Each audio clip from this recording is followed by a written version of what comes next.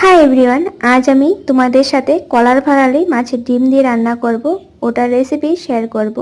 তো আমি ব্লগ দিয়েছি, তোমরা ব্লগটা দেখে নিও, ডিসক্রিপশনে লিঙ্কটা দেওয়া আছে। তো তোমরা হয়তো এরকমভাবে কোনোদিন খাওনি কলার ভাড়ালি মাছের ডিম দিয়ে, তো আজ স্পেশাল রেসিপিটা তোমরা দেখে নিও ব্লগটা।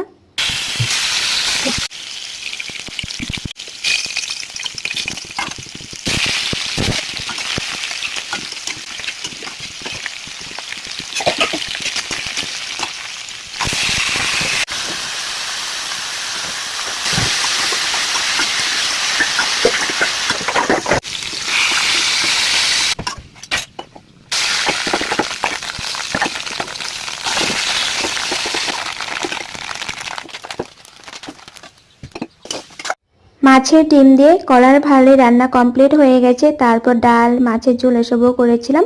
তারপর সবাই কলা পাতাতে ভাত খেয়ে নিলাম। ব্লগটা তোমরা